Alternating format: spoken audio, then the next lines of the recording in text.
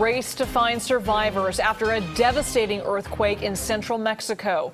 Rescuers frantically dig through rubble, searching for kids trapped in a collapsed school. They've been at work for more than 24 hours straight now. We want to show you live images coming in from the scene, and rescuers keep calling periodically for silence. Looks like that's what's going on right now. They are listening for any signs of life, for anyone to call out from the rubble.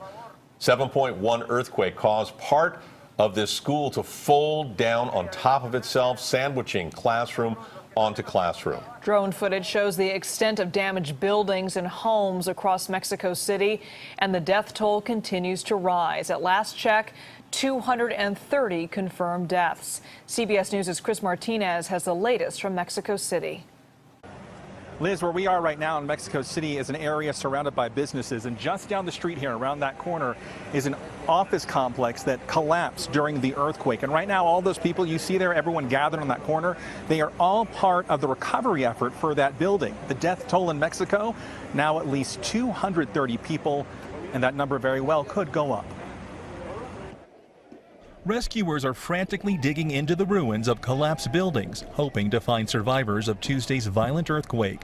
They made contact with a young girl trapped inside this demolished elementary school in Mexico City this morning, but the process to remove her is slow and dangerous because the rubble is not stable. Searchers halted their efforts and raised their hands several times, urging for quiet, hoping to hear voices from inside the wreckage. Earlier, they pulled out several young children, but at least 21 students and 4 teachers died.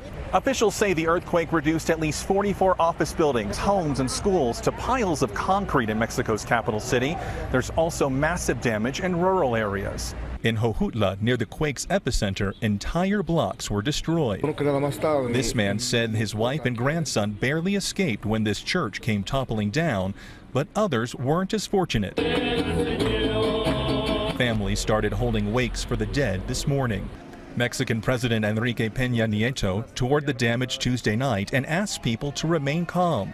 He said the biggest priority now is to find the missing and help the injured as rescuers race the clock. And beyond the dozens of buildings that were just leveled by this quake, there are still many, many more that sustained some sort of damage, including 2,000 public schools. Mexico has declared 3 days of national mourning to honor the dead. Liz, back to you. 2,000 public schools. Unbelievable, Chris. You know, it looks like your location is interesting. You're sort of in the middle of a lot of activity going on there. I see a lot of emergency crews. About how many people are coming together to help with this search?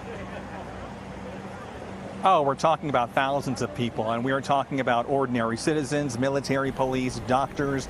We've seen people bringing in food, water, supplies, everybody really working together hand in hand on the search here. And this is the type of scene that's happening all over the place. Everywhere there is a building that was destroyed, you have groups of people like this working together to see if they can find anybody in the rubble and save some lives.